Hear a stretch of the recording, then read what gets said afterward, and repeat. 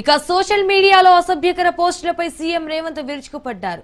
కుటుంబ సభ్యుల మీద ఆడబిడ్డల మీద ఇష్టం వచ్చినట్లు పోస్టులు పెడుతున్నారని ఆగ్రహం వ్యక్తం చేశారు.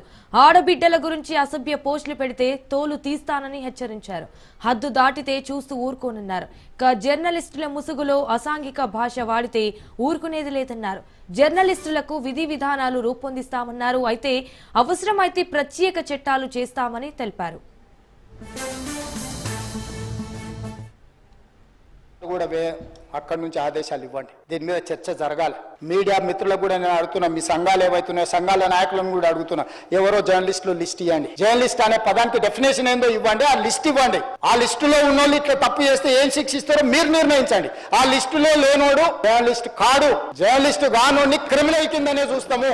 ఆ క్రిమినల్స్ ని ఎట్లా జవాబు చెప్పాలనో గట్లనే చెప్తాం. ముసుగేసుకొని వస్తే ముసుగు ఊడవికి బట్టలు గుడ్డలు ఊడదీసి కొడతా అని చెప్తున్నా. నేను తమాషా చేయొద్దు, అన్ని చట్టపరంగానే చేస్తా. చట్టాన్ని పరిధి నేను దాటను. ప్రతిదానికి శిక్ష ఒక విధానం ఉంది. చట్ట పరిధిలోనే అన్ని శిక్షలు ఉంటాయి. జర్నలిస్టులకు కూడా నా సూచన, ఎవరు జర్నలిస్ట్ వాళ్ళ గుర్తింపు కార్డు ఏందో మీరు నిర్ణయించండి. లైన్ మీరు చెప్తారో చెప్పండి, వాళ్ళని మినహాయిస్తాము, మిగతా వాళ్ళు మాట్లాడేదాన్ని విశ్లేషిస్తాము. వాళ్ళందరి గురించి చర్చ చేద్దాం. అవసరం అనుకుంటే తమరు అనుమతిస్తే నాకు ఒక రోజు దాని మీద చర్చ పెట్టాలని ఉంది సభలో. అధ్యక్ష, సభా నాయకుడిగా నా రిక్వెస్ట్ మీకు ఒకటే, ఈ విశృంఖలత్వాన్ని ఆపాలి. ఎక్కడో ఒక దగ్గర దీనికి పరిష్కారం చూపించాలి. అధ్యక్ష, పరిష్కారం చూపించకపోతే భవిష్యత్తులో ఈ తెలంగాణ సమాజానికి ఇది ఒక చీడపురుగులాగా ఈ వ్యవస్థను దెబ్బతీసే పరిస్థితి వస్తుంది. దానికోసం చట్టసభలు, కరెక్ట్ శ్రీధర్ బాబు గారు చెప్పినట్టు, దీనికి చట్టసభలే ఉన్నదే చట్టాలు చేయడానికి. దానికి చట్టం చేద్దాం. ఒకసారి తమ నేతృత్వంలో ఆదేశిస్తే లెజిస్లేటివ్ అఫైర్స్ మినిస్టర్ గారు జర్నలిస్ట్ సంఘాలను కూడా పిలిచి, అదేవిధంగా ఐఎన్పిఆర్ మినిస్టర్ గారు కూడా నా సూచన, మీరు పిలిచి కూర్చోబెట్టి మాట్లాడండి. ఇది చర్చ చేయండి. దీన్ని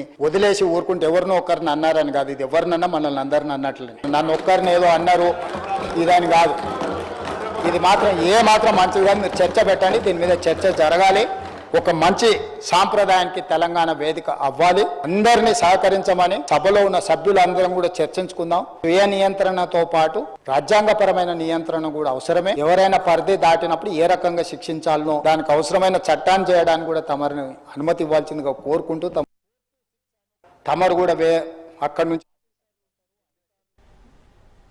ఇక అసెంబ్లీలో ఢిల్లీ పర్యటనపై సీఎం రేవంత్ రెడ్డి కీలక వ్యాఖ్యలు చేశారు. 15 నెలల్లో 32 సార్లు ఢిల్లీ వెళ్తానని, 3 సార్లు దేశ ప్రధానిని కలిశానన్నారు. మరో 300 సార్లైనా వెళ్తానంటూ చెప్పుకొచ్చారు. అయితే తాను బీఆర్ఎస్ వారిలా చీకట్లు ఎవరి కాళ్ళు పట్టుకోలేదన్నారు. దేశ ప్రధాని ఏ రాష్ట్రానికైనా పెద్దన్నేనని, కేంద్రంతో సత్సంబంధాలు ఉండాలని తెలిపారు. అనంతరం దేశ ప్రధానిని గౌరవించే సంస్కారం తనకుందంటూ సీఎం రేవంత్ పేర్కొన్నారు.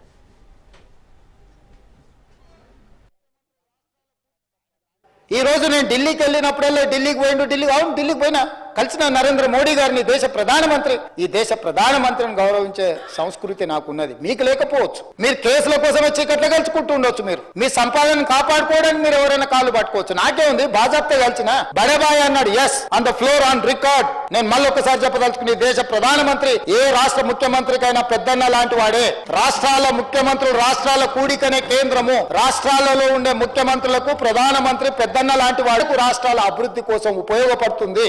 ఇందులో రాజకీయం ఏముంది అధ్యక్ష? రాజకీయాలు వచ్చినప్పుడు ఆయన భారతీయ జనతా పార్టీ నాయకుడు, నేను కాంగ్రెస్ పార్టీ నాయకుడిని. నా పార్టీ ప్లాట్ఫామ్ మీదకి వచ్చినప్పుడు నా పార్టీ విధానం మాట్లాడతా. ప్రభుత్వం వచ్చినప్పుడు కేంద్ర ప్రభుత్వం తీసుకోవాల్సిన సహకారం తీసుకుంటా. వెళ్ళినప్పుడు శంకర్ వచ్చిండు మిత్రుడు కొన్నిసార్లు. పిల్లలు చూస్తే మహేశ్వర్ రెడ్డి గారిని అయినా తీసుకొని వెళ్తా. ఒకవేళ వాళ్ళు పరిచయాలు ఉన్నాయి, దానివల్ల తెలంగాణ రాష్ట్రానికి ఉపయోగపడతాను. కిషన్ రెడ్డి గారిని 4 సార్లు కలిసినాం, మాట్లాడినాం, 5 సార్లు మాట్లాడినాం. నాకేముంది అధ్యక్ష? ప్రజలు నిర్మలా సీతారామన్ గారిని లేకపోతే అమిత్ షా గారిని అందరినీ కలిసిన అధ్యక్ష. నేను కలవని మంత్రి ఎవరైనా కేంద్రంలో ఉన్నాడా?